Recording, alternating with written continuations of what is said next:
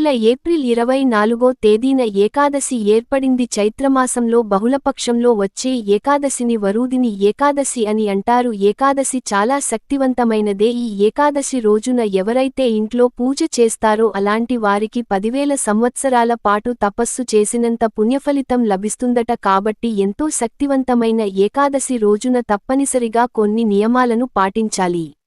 ఈ రోజున చేసే కొన్ని పరిహారాలతో ఈ సంవత్సరమంతా ఐశ్వర్యాన్ని పొందవచ్చు. ఏకాదశి పూజా విధానం అలాగే పాటించాల్సిన పరిహారాలు గురించి ఈ వీడియోలో తెలుసుకుందాం.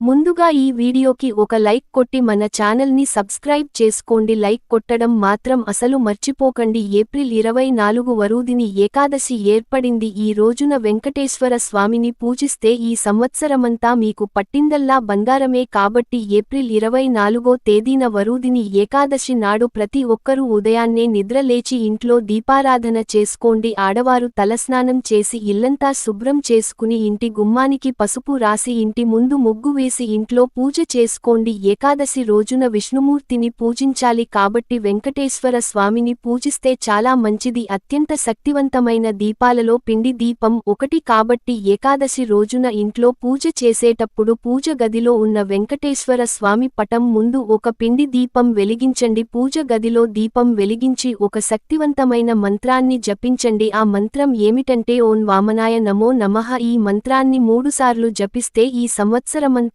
అష్టైశ్వర్యాలకు లోటు లేకుండా మీ కుటుంబానికి చాలా మంచి జరుగుతుంది. తులసి దళాలతో వెంకటేశ్వర స్వామిని పూజిస్తే 1000 రెట్లు ఎక్కువగా పుణ్య ఫలితం లభిస్తుంది. కాబట్టి మీ పూజ గదిలో ఉన్న వెంకటేశ్వర స్వామి పటానికి తులసిమాలను వేసి వెంకటేశ్వర స్వామికి నమస్కారం చేసుకుంటే కోరిన కోరికలన్నీ వెంటనే నెరవేరుతాయి. మరి ముఖ్యంగా ఈ ఏకాదశి రోజున ఏదైనా విష్ణు దేవాలయానికి వెళ్లి ధ్వజస్తంభం దగ్గర ఒక దీపం వెలిగించి ధ్వజస్తంభం చుట్టూ 5 ప్రదక్షిణలు చేస్తే మీ ఇంటి ఆదాయం రెట్టింపు అవుతుంది. ఇంట్లో డబ్బు సమస్యలు ఏర్పడకుండా ఉంటాయి. ఏకాదశి రోజున ఉపవాసం ఉంటే బంగారాన్ని దానం చేసినంత పుణ్యఫలితం దక్కుతుంది. ఉపవాసం ఉండలేని వారు పేదలకు ఏదైనా దానం చేయండి. కోటి జన్మలో పుణ్యఫలితం లభిస్తుంది. మరీ ముఖ్యంగా ఏకాదశి రోజున ఏదైనా దేవాలయానికి వెళ్లి దేవాలయం దగ్గర ఉన్న పేదలకు దానం చేస్తే విష్ణుమూర్తి అనుగ్రహం సంపూర్ణంగా లభిస్తుంది. ఏకాదశి రోజున సాయంత్రం సమయంలో ఇంటి గుమ్మం ముందు 2 దీపాలు వెలిగించండి. ఏకాదశి రోజున ఉదయం దీపారాధన చేయకపోయినా సరే సాయంత్రం సమయంలో మాత్రమే ఇంటి ముందు ఖచ్చితంగా 2 దీపాలను వెలిగించండి. లక్ష్మీదేవి వెంటనే మీ ఇంట్లోకి అడుగుపెడుతుంది. ఇక మీళ్లంతా సిరుల వర్షంతో నిండిపోతుంది. అన్నింటికన్నా ముఖ్యంగా ఏకాదశి రోజున రావి చెట్టును పూజిస్తే సకల ఐశ్వర్యాలు చేకూరుతాయి. ఈ ఏకాదశి రోజున రావి చెట్టు ముట్టుకుంటే చాలు విపరీతమైన అదృష్టం కలుగుతుంది. సకల పాపాలన్నీ తొలగిపోతాయి. కాబట్టి ఏకాదశి రోజున మర్చిపోకుండా ప్రతి ఒక్కరూ రావి చెట్టును ముట్టుకోండి. ముఖ్యంగా రావి చెట్టు కింద దీపం వెలిగించి రావి చెట్టుకు 5 ప్రదక్షిణలు చేస్తే కోరిన కోరికలన్నీ నెరవేరుతాయి. మరి ముఖ్యంగా ఏకాదశి రోజున లక్ష్మీదేవికి అభిషేకం చేస్తే చాలా మంచిది. పాలతో కొంచెం కుంకుమ కలిపి ఆ పాలతో లక్ష్మీదేవికి అభిషేకం చేస్తే ఈ సంవత్సరమంతా విపరీతమైన ఐశ్వర్యంతో భోగభాగ్యాలను సంపాదించవచ్చు. మీ ఇంట్లో లక్ష్మీదేవి విగ్రహం లేకపోతే విష్ణుమూర్తి విగ్రహానికి అభిషేకం చేసుకోవచ్చు.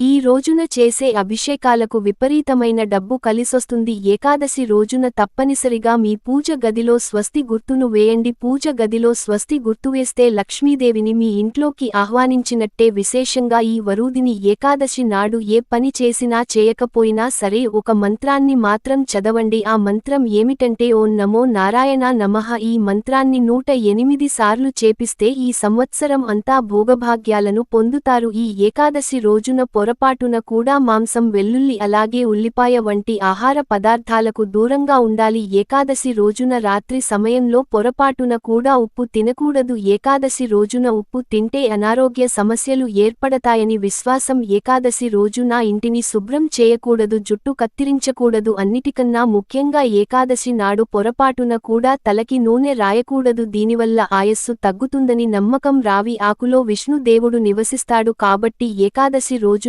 2 రావి ఆకులు తెచ్చుకొని మీ బీరువాలో పెట్టుకోండి. మీ ఇంటి సంపద విపరీతంగా పెరిగిపోతుంది. విశేషంగా ఏకాదశి రోజున రాళ్ల ఉప్పును కొంటే అదృష్టం కలిసి వస్తుంది. ఏకాదశి రోజున ఉదయం స్నానం చేసేటప్పుడు నీటిలో కొంచెం పసుపు వేసుకొని స్నానం చేస్తే జాతకంలో ఉన్న దురదృష్టం మొత్తం తొలగిపోయి విపరీతమైన అదృష్టం కలుగుతుంది. అలాగే ఏకాదశి నాడు పసుపు రంగు వస్త్రాలను ధరిస్తే జాతక దోషాలన్నీ తొలగిపోతాయి. ఇక కటిక పేదరికంతో బాధపడేవారు మీ పూజ గదిలో కొబ్బరికాయను కొట్టి లక్ష్మీదేవికి నమస్కారం చేసుకోండి. ఆర్థిక సమస్యలు వెంటనే తొలగిపోతాయి. ప్రతి ఒక్కరి ఇంటి ముందు ఖచ్చితంగా తులసి మొక్క ఉండాలి. ఇంట్లో తులసి మొక్క లేని వారు ఏకాదశి రోజున తులసి మొక్కను తెచ్చుకోండి. ఈ రోజున తులసి మొక్కను తెచ్చుకుంటే స్వయంగా మీ ఇంట్లోకి లక్ష్మీదేవిని తెచ్చుకున్నట్టే. ఏకాదశి రోజున బెల్లం దానం చేస్తే సంపూర్ణ ఆరోగ్యం చేకూరుతుందని విశ్వాసం. అలాగే బ్రాహ్మణులకు దానం చేస్తే మీ జాతకంలో గురుబలం పెరిగి జీవితంలో ఉన్నత స్థాయికి చేరుకుంటారు.